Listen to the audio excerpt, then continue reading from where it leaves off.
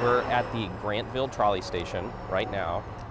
This is a 9-acre parcel of land that the MTS transit station owns.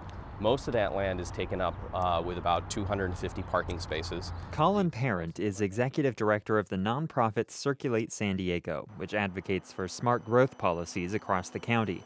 The Grantville station is on the Green Line trolley, just west of SDSU. Right now, about 2/3 of the parking spaces here are empty. It's a similar story at a number of other parking lots and vacant parcels of land owned by the Metropolitan Transit System. Parent says that's a shame. This is public land. Taxpayers bought this land. Like, we should be using it for public purposes. And sure, maybe it's a public purpose for the parking that's actually being used by people who are using it to access transit, but these empty lots aren't doing anything for anyone. Circulate San Diego released a report today on how MTS can do a better job at encouraging more smart development on its land. First, it recommends MTS more actively seek out proposals through a competitive bid process. Second, it recommends lowering unnecessary parking mandates. And third, it recommends requiring developers to include low-income affordable housing in their projects. We're having a housing crisis. It's an affordability crisis. We need to make sure that that working people are able to continue to live in San Diego. There's also an environmental reason. People who are low income are much more likely to not own a car and to ride transit.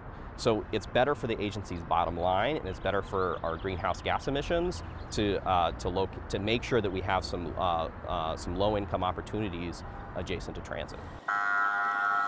MTS has been successful at getting some of its land developed into housing. At the 62nd Encanto trolley stop, 67 apartments reserved for low-income renters are currently under construction. MTS spokesman Rob Shoup says the agency approved the project in 2014. MTS, we're a transportation agency, and so we like to keep some of our assets for people to park. So we kind of work together with developers to preserve some parking for our transit riders, and then the developer just knows it's incumbent on them to get the entitlements and to get financing, and sometimes that's what takes so long. Everybody has great ideas, but you've got to get a bank behind you and give you the money to build. MTS does have a small real estate department, and Shoup says it's actively looking for development partners. We are open to all development suggestions. We're open to developers. We're open to brokers coming to us. I mean, our properties, it's all on our website. Our properties are big. They're very apparent. People know about them, and so we welcome all comers to get the highest and best use out of our property. That being said, MTS has not made a habit of issuing requests for proposals, or RFPs, for the land they own.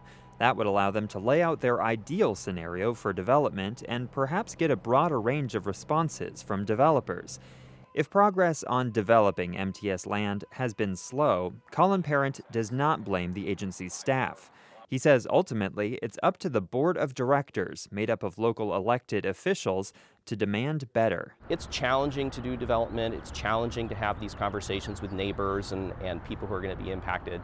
And so it's just easier not to take any action. But that's just not an option anymore. We're in a housing crisis. We have a climate action plan in a variety of jurisdictions. If we're going to take any of these things seriously, we have to take these resources that we have and do something with it. The MTS board is scheduled to discuss Circulate San Diego's recommendations at a future meeting. Andrew Bowen, KPBS News.